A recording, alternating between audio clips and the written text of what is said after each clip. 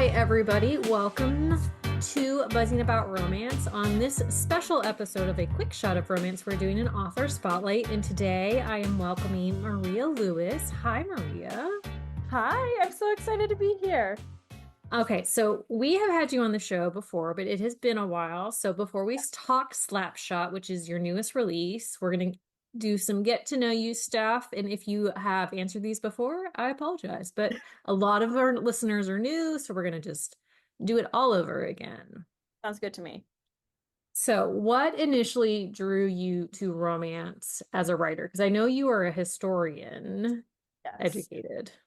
I've always loved reading romance. Like just Mhm. that's I don't want to say that I don't read anything else. So I will read like historical nonfiction books and I like do get excited about that.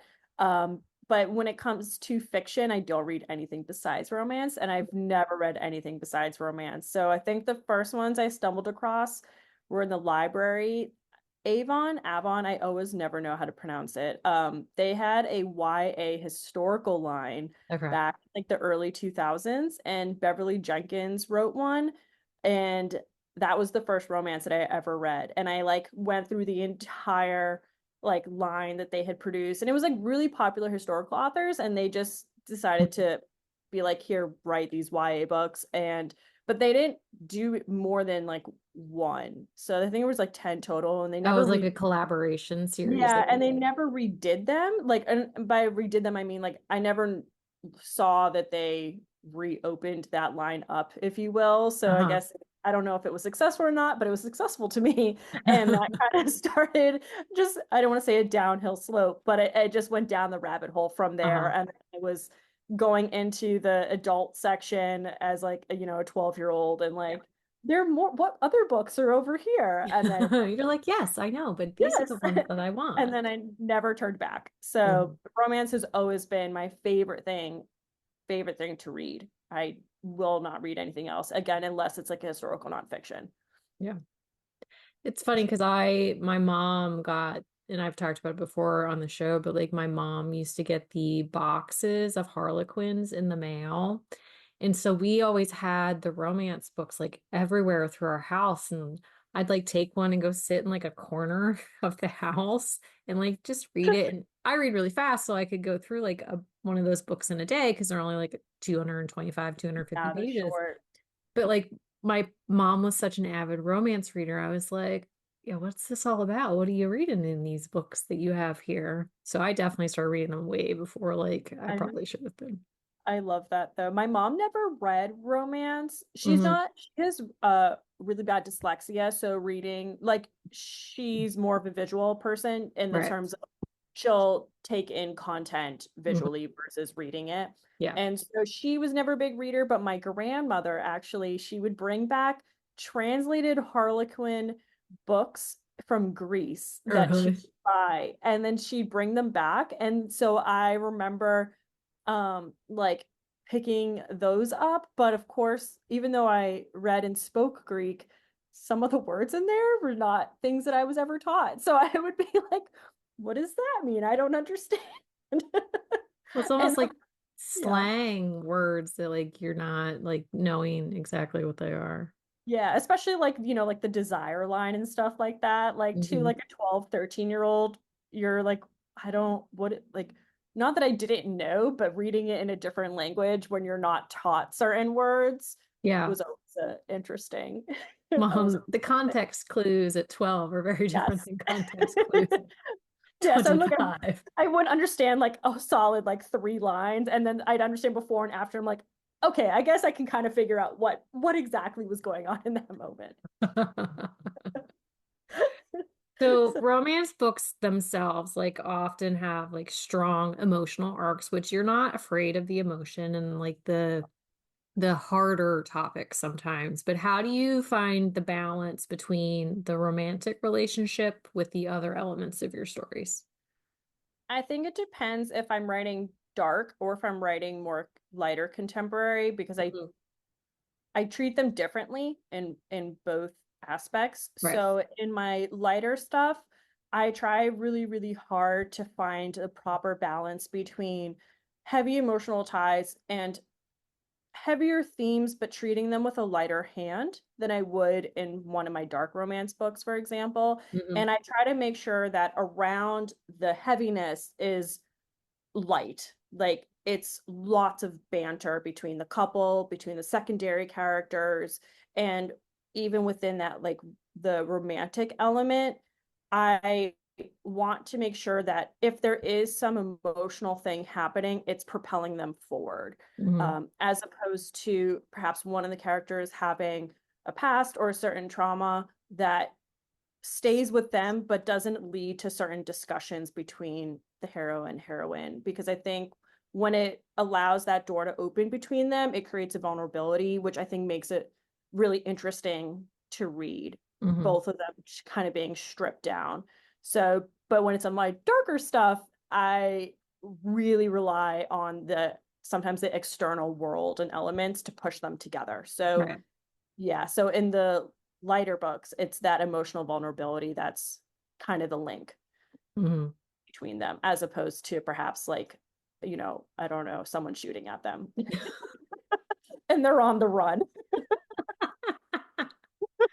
You gotta look at it from two different sides. Like one is like a very physical threat, and the other one, I don't want to say an emotional threat, but it's like an emotional bonding between Hmm. them. Yeah. So So the third act breakup, I know we're just kind of jumping around, but no, because I love it. that is like my headspace today. But like, so the third act breakup, like there's a lot of different like feelings about the third act breakup, and the lack of third act breakup is like Mhm. very trendy right now. How do you feel about that? Because Slapshot did not have it, but you have books that have them. Yes, I think for me, I think it's very couple specific. Hmm. And even if there's not a traditional third act breakup, there needs to be a moment in the book for me that they're on the cusp of will this happen or won't this happen? Hmm. So we'll talk more about Slapshot after, but in Slapshot, there is a moment. It just takes place at the beginning as opposed to the end, because Yeah. at the end they're in a different place of their relationship, but there's all this external stuff happening. So Hmm. for example, in Body Check, which is the fourth book in the series, there's also no third act breakup, Right. but it's because they were essentially marriage in crisis. They're divorced, but they're getting back together. So the first almost 60% of the book is them going back and forth in their relationship, hashing out everything that's happened, having those hard talks. So when it gets to that third act breakup, I prefer to show them that like they have been through the trenches, and in Hmm. this moment they're facing something together and Right. showing the reader that they have learned from where they've been, Hmm. and they're now together facing something that's happening. But when there's no thing that's happening, kind of to show them, I think that the third act breakup is necessary, Hmm. right? So for me, I like it. And I think it has to happen somewhere in the book, even if it's not necessarily at the, Like that not the typical traditional third act. traditional, it has to happen somewhere. And I think that, and when it doesn't happen at all, it can kind of feel a bit confusing, you know what I Mhm. mean? So it has to be somewhere in the book, and for me personally. But if they've had it earlier on or it's spanned most of the book, I really like to show the couple at the end fighting together Mhm. against something else, to show that, you know, they're not going to make the same mistakes that they've perhaps been making for Well, the it last shows that growth. Yeah. 45-50% of the book, because otherwise it starts to feel like, well, do y'all are y'all even supposed to be together? Hmm. You Well, can't learn even though you've been hashing this out for 50% already. and So that's one of the hangups like we have with it. Like I read a lot of suspense, which a lot of times mhm, suspense doesn't typically have the third act breakup, but there's always that third act like outside it's force. But like, like that's yes. one of the things. It's like if there's no third act something, then the book just Mhm. drags on, and then so many authors are not sure like how to end the book, and it just kind of drags at the end. And it's like, come on, Yeah. something needs to happen. Like there needs to be something going on. Like have Yeah, a miscommunication, have like a big something fight. going Like even on. if it's like a couple hours of like something has to like test those like bonds in those last like couple minutes. So I agree. Like I need something. Yeah, like I think I try to look at it as, I know that in a lot of like craft books, they talk about like the black moment, right? Like Hmm. that moment where the characters just Yeah. Like they're in this essentially a sinkhole. Hmm. And so I think that that sinkhole moment needs to happen no matter Yeah. what is going on. And so whether that is the couple miscommunicating and having that third act breakup, or if that means like the world is falling apart around them, or it feels perhaps like the world is falling around upon them and just crashing down, there needs to be that sinkhole moment Yeah. that they are reinforced together, that Hmm. that they should be together. So I think for me, as long as that black moment, that sinkhole moment exists, like I usually am pretty happy while I'm reading. But if there's like nothing, it's just like skating all the way to the end. I'm like, what are we doing? Yeah, Hold on. it's just not interesting. Like it's like you just keep reading and reading, and it's like nothing exciting is happening. It's just like Yeah. meh. Yeah. So I don't necessarily need it to be a breakup, especially Yeah. if the breakup's happened, but I need that black moment. Hmm. I need that something there to happen. Yeah. So readers of romance, as we all know, are very trope specific. Some people love a trope, some people hate a trope, some people will never read a trope. I have found the older that I get, there is no hard nose for me anymore, and it's a Yeah. everything's kind of a gray area. I'll read anything once. And then if I'm Well, like, oh, I really hated that, I'm like, well, maybe I'll think about it the next time I go to pick one up. But I'll well, read and I any. have found like things that I thought were like I won't like that. Like I happened to come across a book that it was really intriguing. It's like because I before I was like cheating is a hard no for me. Like I will not read a cheating book. But I came across I don't remember what it was or who it was by, but I couldn't stop reading it because Theme I books are like great. well because I found I it know on that's a the hot take, but I found it on they're the great. Tiki Talk. So like I downloaded it and like I went to the passage that was on the Tiki Talk and then I was like, "Ooh, this is really intriguing." And so like I read it and I was like, "I really kind of like the way this is like happening." And so I'm like, "Well, cheating isn't a hard no for me apparently anymore. It just depends on how it's written." I like it when it's messy. I like a messy book. I like a messy book. And it's always interesting because I don't write my characters particularly young. Mhm. They tend to be late 20s into their 30s, Yeah. late 30s, early 30s, but like all over the 30s board and then late 20s. And I do think I was having this conversation with a friend that why so many people like new adult or early 20s is I think because it allows the characters to be inherently messy because Yeah. everyone knows that at 21, 22, you're just messy. Like you're just figuring your life out or not figuring it out. You're just stumbling your way around. Whereas when I think there's a sort of kind of expectation that when the characters are a bit older that they should have their lives figured out, which I don't agree with just because like if they did have everything figured out, there wouldn't be a book. So Well, like and they have to be messy in some way. Well, and so funny thing, like to that. So I came across like a reel on Instagram the other day, and it was like somebody was like, she's older, and she's like, when you're younger and you look at people in their 40s and 50s and think they have their shit together, like that, I can't wait to be that. And she's like, and then you get to that age and you do not have your shit together. She's like, No. nobody does. It is a facade. Everybody is faking it. Nobody has it together. Nobody does. I remember being a kid and thinking, like, I was like, wow, like my parents know everything and they just like handle all of it. And then I think it was like maybe like 6 months ago, I realized that I'm older than my parents were when they had me and I Mhm. don't know anything. And I was like, I don't think they knew anything either. They just put on the facade to the Yeah, kids, like, it we've got is it just covered. Everything is fine. Yeah, like literally everybody fakes it till they make it. And it's like, yeah, some people have like things together in some aspects, but they're like a hot train wreck in others. But Yes. that's the thing, like because now, like, I'm at the age where when I was my daughter's age, like my mom was my age, and thinking back and like, wow, like, I, one, like, that's super old. And two, like, I'm gonna be so much more like together, like than like she has it seems like she has it together, but she did not, friends. She did not. She And did also, not. I am not that old, but Exactly. I was convinced that when my mom was 40, she was super old.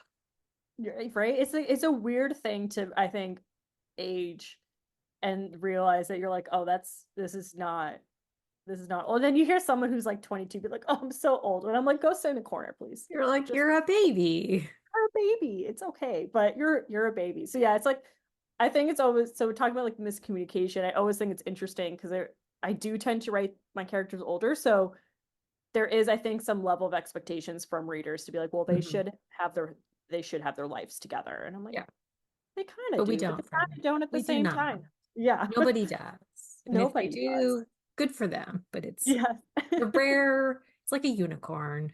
You it are a is. unicorn. It is a unicorn, but I don't actually think that I have any tropes that are hard nosed for me. Yeah. Personally. Do you have any I that don't, you would never write though? I don't think that I would write a secret baby. Yeah.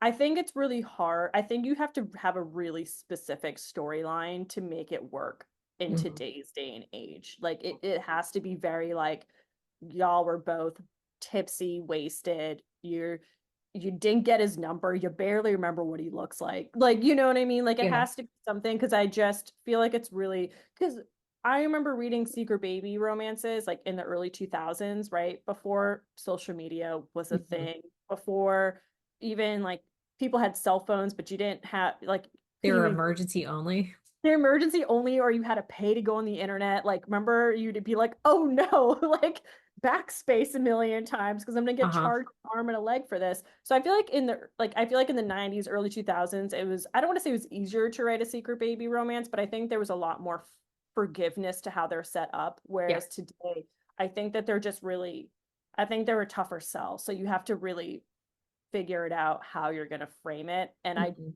don't crave that trope enough to put in the work to figure it out, Yeah. if that makes sense. Like there Oh are no, it other does. types of relationships that I gravitate towards more. So Hmm. I don't think that I would probably write one just Yeah. because I don't care enough to create a good, interesting story. Yeah, I love a secret baby, but that's the thing. Like, if it's not done right, it makes me very grumpy. Yeah, it's just I think hard in 2024 Well, and to also like but it's just harder. there's so much thought that goes into that. Like, why is it a secret? Why were they not found? Like all of the like Hmm. little minutia of like why the story like plays out the way it does. And Yeah, sometimes authors get it right and sometimes they don't. yeah. So it's So not one we're it's not I gonna don't do it a lot. we're gonna ask the hard question now. So Okay. you've taken a little bit of a chunk of a break from Yes. publishing, but you've been very vocal about it. Yes. How how was the flow of this book? Because one of the things that you've talked about is like how hard it's been to get words on the page. It was hard to get words on the page for a new king Hmm. specifically. And I think in that moment, I really do think the first 70 I that's I'll be we'll talk about it later, but I'll be going back to it. But the first 70% I think is actually the best I've ever written. Like Hmm. the best words I've ever done in my entire life. The last 30 were a very hard struggle for me. And I think in part of it was impacted because I was experiencing a lot of grief and trauma in like my personal life. Hmm. And the book is all about grief and trauma. Yeah. Like that's the heart of it. That's the heart of the whole series, but Yeah. especially that book. And at some point, I've been writing since I was a kid, and I used to be able to write when I was sad, when I was happy. It didn't really matter. Writing was my escape, and it still is my escape. Slapshot, I think, is like the perfect example of like it just has there's hard things, but overall it's a very light Yeah. book. Um, and so that was an escape for me, but a new king started to feel like I was just suffering Hmm. every single day, and it made it so incredibly hard to um essentially when stuff started happening in my life, that's where I pretty much was unable to continue writing from there. Like I would write and I would delete. I would stare at the same page for weeks at a time. Yeah. I was just, and I held on to it for so long, refusing to just say, maybe I should put this aside for right now and go to Mhm. somewhere else because I didn't want to feel like a failure. Right. And I felt like a failure every day that I couldn't, for the first time in my entire life, I couldn't make words happen. Mhm. I couldn't be happy with what I was writing. So it was really hard. And then it took me probably another like 6 or 7 months to kind of just be like, it's okay. Yeah. It's okay if you can't do this right now. You'd rather deliver a book that people will think about forever because it's amazing, as opposed to thinking about a book forever because they hated it so much. Um, and so that's when I kind of made the decision to put it aside and move to Slapshot. And it Hmm. was a breath of fresh air for me. Yeah. I felt like I could finally breathe again. Hmm. Um, there's definitely tough topics in the book and a Yeah. lot of myself that I've put in the book, but overall, like I needed the relationship between West and Daisy. I needed that just lightness. And it's not for everybody, but I needed it like in my soul. Right. So it flowed very, very well, which was it felt, oh, I'm gonna get chills. It felt so good after struggling for Yeah. just so long. And it's a shame because I do love A New King and I'm actually very excited to get back to it. But yeah, it was But grief you and trauma needed in that life. mental separation. I did. It was like grief and trauma in my own life, and then sitting down to write about grief and trauma every day. It was a bad It's a cycle. lot, yeah. And that's the thing, like so many authors, like every author I've talked to in like the 3 years I've been doing this, like there's a little bit of themselves in every single book. And it's like if you're having those hard moments, then like it's gonna show like in your Hmm. writing and you are like your book is a living part of you. So it's like if you're not feeling that connection or you're not feeling your best in those moments, like your book is not going to feel those best either. Yeah. And I felt hopeless most of the days when I was trying to write. Because like I Mhm. said, I had gotten up to the part where I love it. I had gotten to like 70% before stuff kind of started falling down around me. And Yeah. then I could tell reading through, like I would sit down and I would just want to cry because I was like, I want this to be good. And Yeah. I just was hating everything Mhm. after that. Like um it just wasn't it just wasn't working out. Yeah. So it felt really nice to go to the Blades. It really felt like home. Yeah. And they take a lot out of me, but they don't take a lot out of me the same way that like my darker books do. So Yeah. it was just lovely. Yeah. It So let's really talk was. Slapshot. Yeah. So Slapshot came out October 4th, 2024. It is a marriage of convenience, friends to lovers. It is a hockey romance. She is the coach's daughter. There might be a couple other ones, but it's not super tropey, which I appreciate and Hmm. really just like a really tropey book. So you have loved being back in the Blades world, but I do have a question, and I don't know if Yes. you realized you did this because I was Oh. skimming back through all of the Mhm. series like before like I read Slapshot because it's been a while since I've been in this world. So we meet Weston, the player, in Holly and Jackson's book. Did Yes. you mean to name him after the town that Marshall is from? No, not at all. Not at all. I just really liked the name West and Weston, and it like fit him really well. And I didn't even realize or remember that I had made Marshall live in Weston Uh-huh. until I saw your question, and I was like, did I do that? I guess I did do that. Well, because But I I couldn't, also, well, because I started like Weston and Daisy's book, and I was like, I don't remember when he was first introduced. So I was like, I'm gonna go back through and just kind of like skim read everything. And then I did like, but I didn't come across him. And so I was like, okay, because I just went to like the hockey like Mhm. sections. And so I was like, all right, well, I'm going to start doing just a search for West and Daisy because like Daisy's Yeah, kind of an anomaly also. Like we yes. hadn't met her yet either. And so I was like, okay, well, when did he actually show up? And then I was like in Marshall in Gwen's book and Weston popped up, but then I clicked into the like passage. I'm like, oh, wait, that's not a person, that's a town. I was Yeah. like, I wonder if she realized she did this. Turned out Totally did not realize it. yes. The Blaze is like an interesting series to me because I started it not planning to write any other books. It was just going to be Power Play because I was missing Okay. hockey so much living in New Orleans. Yeah. And then I woke up on release day and was like, I'm going to write Andre Beaumont's story. And I have exactly what I want to write for it. And Uh-huh. that's kind of how the rest of the series has gone, where it's just, it I don't think it doesn't have the same I don't want to say structure as my other series that are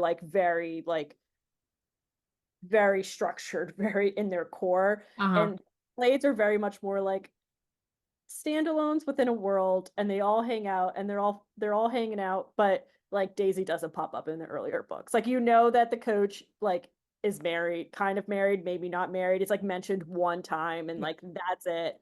But it kind of has allowed me to jump in and write a book that I want to write and Hmm. then jump out to go do something else. I Like kind it allows of like me that though. And I mean, as someone who likes to read things in order, because Mhm.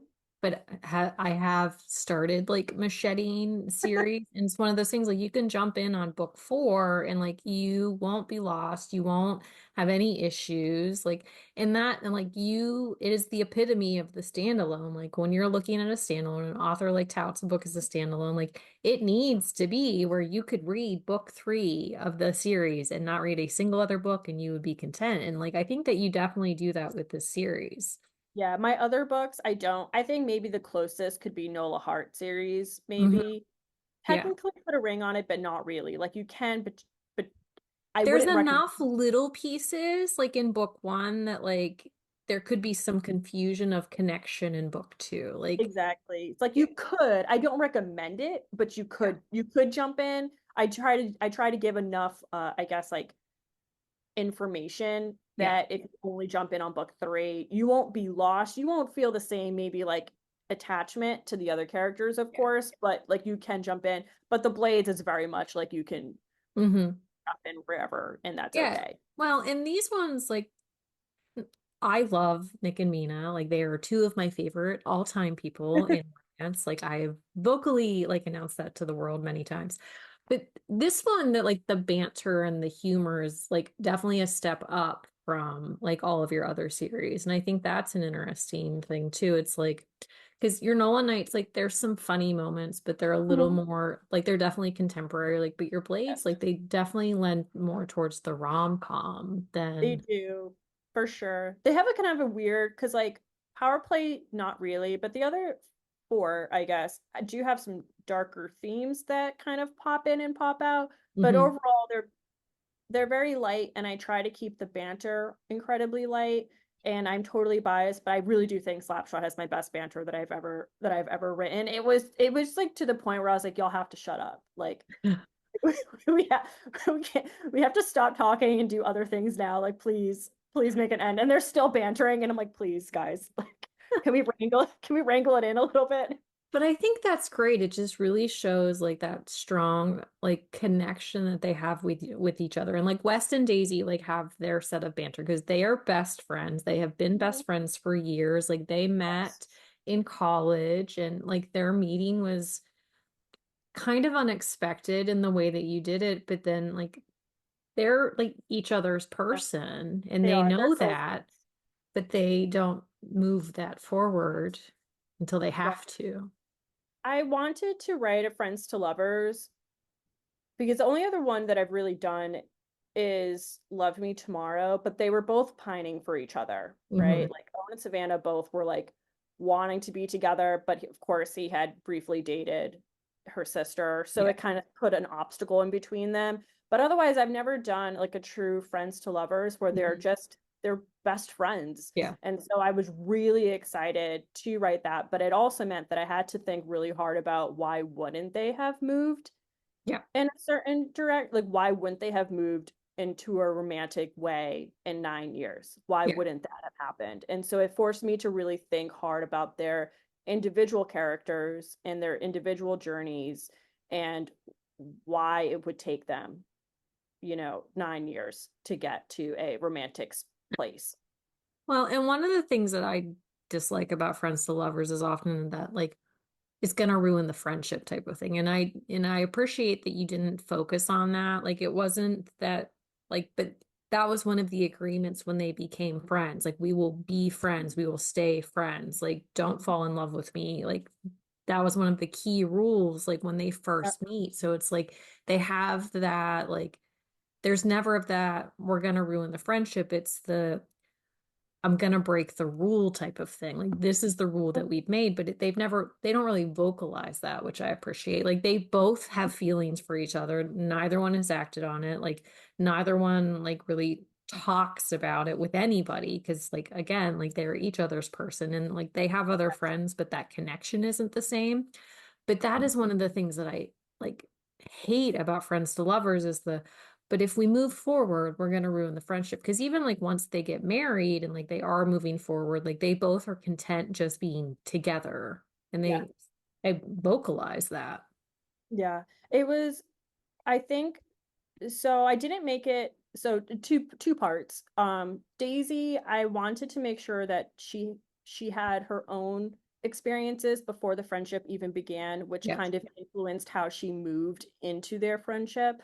And it, her own, without doing too spoilery, she had her own trauma Yeah. that she didn't really realize or recognize necessarily as a teenager Right. what was exactly happening to her, but it absolutely impacted how she moved in her friendship with West and how Mhm. it took her years to realize this person just makes me happy. Like Yeah. I love him, but I love him in not just a friendship way. Hmm. Um, but it wasn't an instantaneous thing. And I really wanted to make sure that it wasn't a I've been pining after this person for 10 years and he's never once looked at me because I think that can be a pitfall of friends to lovers. Yeah. And I didn't want it to be that way. I wanted it to be more of, there's no hard definitive like, oh, in 2 years she suddenly realized she loved him, but it was more of a over time she realized how she felt. Hmm. And then for West, it's not explicitly stated, but he is Demi. And so in my head, while I was writing him, that's how I wrote him to be. Hmm. But in hockey, right, there's like the heteronormative Yeah. expectation, and that's just kind of what is expected of you. And so I wanted to play um and kind of understand his character from that perspective, where if he wasn't necessarily presented to him to be in a romantic element, he would have Right. continued his whole life friendship with Daisy Yeah. because she is his most important person in his life. And he Hmm. doesn't see it in any other capacity. He Yeah. sees her. And so as the romantic elements begin, he realizes that having that romantic side with Daisy means having more of Daisy. And Mm. that's all he's ever wanted. It's just her. I'm gonna cry. But like, so I just loved exploring that side of both of their relationships where they would both be equally happy to be platonically married forever Yeah. if that only meant that they could have each other. Well, So and I think that the way that you wrote West with the fact that like eye contact is sometimes an issue and hard for him to do, and like he has some little quirks that like she mhm, fully understands. And it's yes. like, because there was one moment where like in the book, I can't remember where it's at, but they're having a conversation and it's actually a fairly meaningful conversation. And like, but he's staring like over her shoulder and she's like, Mhm. but it doesn't bug her because that is like how he functions basically. And I thought that was a really like intentional like goodness that you added to him because like it gave him that like the way he was in the prologue that you introduced him like it Mhm. gave it substance like it wasn't Yes. just like a throwaway like thing and the fact that like he had his little quirks and like contact is sometimes an issue for him even if he's having Mhm. those meaningful conversations but I mean he's just inherently a good guy He which I is. appreciate. Yeah, I tend to write grumpy heroes. I don't think I write necessarily like I don't want to say bad because like no heroes are bad, right? Like everyone like they're all And good in their even like even perspective. Andre, like Andre was kind of an asshole, but he wasn't like a Yeah, bad guy. he wasn't a bad guy. He just has a really hard shell. But Mhm. I wanted Wes to just be just inherently good, Yeah. Like he's just he like I kind of look at the both of them as they're both kind of sunshine. Like they're both Mhm. in their own ways. Like they both have their things, like him with his parents Yeah. and Daisy with her kind of emotional trauma that she's experienced. Um, but they're both just really sunshine characters, particularly with each other. Hmm. Um, and I really liked it's what I needed to write. Yeah. So really it's brought me a lot of joy to see people really enjoying it as well. Just because I know it's not as one, it's not typical for my books. In any case, I tend to lean into the enemies to lovers. I love that Mhm. like hard, fast-paced banter in that way. But I loved writing them. I Yeah. just loved writing them so much. And I hope that people could feel it like while they were reading it. Hmm. Well, and Daisy, like she was a very like up person most of the time, but she had her moments, which I appreciate because like it's one of those things like even like happy people have those moments and like her like a big stasis of the book is like Daisy's downfall and like the Mhm. reason like they get married and you we're not going to tell you what that is because you got to read it. But like I feel like that like in itself like the way that it was dealt with except for her dad like I wanted to punch her dad. I totally get it. But when he like explains things and things like come to a culmination at the end, I'm like, well, that makes a little more sense. But seriously, like wouldn't you have done it differently? So I got a I little mad want at him, but I wanted to write different forms of family mhm. and different levels of family. Yeah. So I'm not surprised that you felt that way about Coach Sam Well, because in this it was totally intentional because I well, really wanted to play into you have his family, right? Where who's he are kind of doesn't toxic, like his very parents.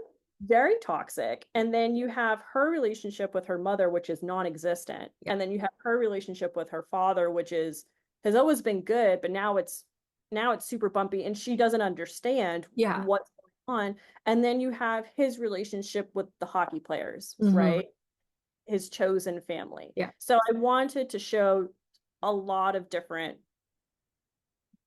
I guess, versions of family Hmm. all within one book and to kind of show like there's no wrong family. Sometimes it just is what you end up with. Well, and it also shows like even like with as good as relationship she had with her dad, like I mean, he didn't know how to navigate what was happening. Like, and he Mhm. didn't have like couldn't talk to her because like I mean, he has his own trauma from like the Mhm. relationship with her mom. And I thought, like, yes, I wanted to hurt him, but at the end, I was like, well, it makes sense, and I understand that. And I was like, I get it. And he does make up for it. Like, don't Does, worry, yeah. friends. Like, he makes up for it. And so it's okay. But also in that moment, like, it was kind of nice because she had Wes to fall back on. Like, Yes. she always, like, he was always her safe space, her landing zone. And I think that was a really good way to, like, culminate the friends to lovers aspect of the story, which there's Yeah. not a lot of lovers happening in this story. It's not spicy like my other books. There's still There's three scenes moments, but which I honestly, do. like I got to a point I was like, are they ever going to have sex?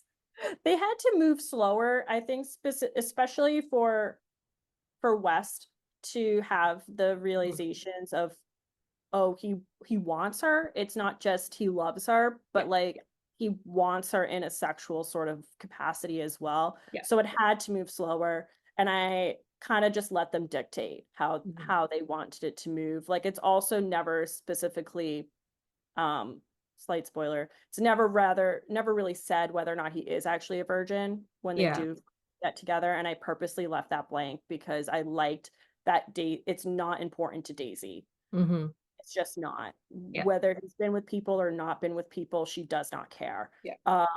And I also wanted to go back to the prologue where he just doesn't understand why people are so obsessed with it. Like he Yeah. Why doesn't, is it a big deal? why is it a big deal? He just doesn't get it. So Mhm. um, there are definitely moments where I really made sure to kind of allow West to just be West. And one of Hmm. those things was that they move a bit slower on Yeah. the spice side. Not saying it was a bad thing in the relationship. I was just, wait, what is going on here? I I will say the bath scene is one of the hottest things I've ever written. There may not be like P in the V, but it is hot. No, it was like that was a really good one. And honestly, I was like, I like almost was expecting it to go farther than it did, but I think if you had when it go farther, it wouldn't have seemed as genuine as it did, like when they were like in So that moment, which I don't always necessarily need that, but I was just like, when is it happening? what's But it's okay. what's going on? But it worked. It did work for their story. And that's the thing, like a slow burn, as long as it works and it makes sense, then I'm okay with it. And this did work and make sense. But I was like, come on, come Come on. on. I know. So I do have a question though. So you seem to have a Mhm. thing for twins because we have Tori and Yeah, Weston, and then we have Owen and Gage. I know. I don't know why. Are we are we going to get a book for Tori? I don't know. Because he's intriguing to me, as is Amber. Oh, I like Amber. I think Amber's so sweet. Like I I do just too. like I I felt really I bad for her. feel really horrible for her too. I actually had Michael with things that happened at the end of the book. I had him researching. I was like, what can we get him on, please? So like You're like, go use your go job to help it's me. your job. Go do research for me. So he's just like sitting there going through laws of Massachusetts. And he's like, oh, we could get this. And I'm like, but that's not enough time in jail for him. He needs to stay there for longer. See, He's like, this okay. is like quality using your resources for good. Exactly. So yeah, I don't know how I end up always writing because there's no female twins in any of my books, just male twins. So you So could do a second gen where one of the I could. twins has female twins. Yeah, I could do that. So, yeah, so I don't, Tori's really interesting to me. I don't know if I would write him a book, but only because I don't know if I would put him in if he would have to be in the Blades world. And I You could don't just be a know. standalone, a little It could be novella, something. perhaps. The only, my concern is that so sometimes with Gage and Owen learning, writing, I really like writing brothers. I Yeah, really enjoy it. But with the Blades, the hard thing is balancing the hockey. And so I could easily put Tori into it. yeah. It could be standalone. He could hook up with the equipment manager. There could be so many possibilities.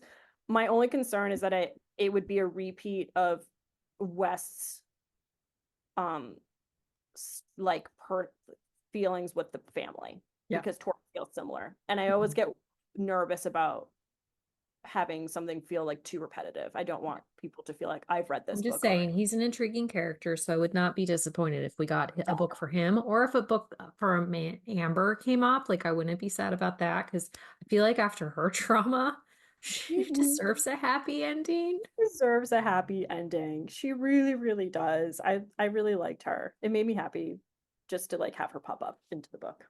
Hmm. Okay, so what's next? So I'm going back to A New King. Okay. So that will be, I will wrap it up. I'm feeling very rejuvenated. Hmm. Like Slapshot saved me, I feel like, and I feel pretty good going back to A New King. So that'll come out sometime in 2025. I'm not Yeah. trying to rush it into the Yeah. last 2 months of 2024. And then I'm gonna kind of sit and think about what I want to do next, Yeah. to be honest. I haven't really decided where I want to go. If I want to deliver more dark stuff, which the Broken Crown, I've already written threads in for a spinoff, Hmm. or if I want to write more hockey, or if I want Go to back to go, contemporary. no, I was gonna say skew off course and write a fantasy. So I like mean, yeah. romantasy is like the go-to right now.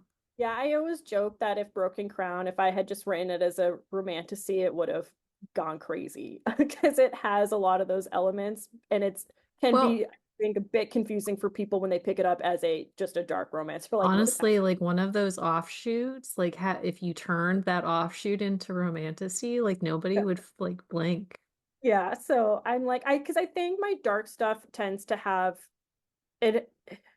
It has a lot of world building, and I Yeah. think sometimes it can be a turn off to people when they go in expecting like a specifically like a dark romance. Like it can be a lot, you know. Yeah. I've seen in reviews that it can be a lot. So I feel like romantasy would be a good it would be a good place for the stories that I like to write. And Hmm. I think there wouldn't be quite as much like I don't want to say pushback, but it would make sense. Like the amount of world building would make sense in Yeah. that framework. So, Yeah. but I'm not sure. So I'm gonna after while I'm writing a new King, and then right after I'm gonna kind of think about where my muse Where your is. muse takes you. Yeah, and Not a go bad there. thing. No, not a bad thing. Well, thank you so much for joining me today. I appreciate it. Thank you for letting me hang out with you I mean, it's and always a talk good about them. time. I know it is always a good time. I mean, if So only we weren't states away. I know we're like all like this.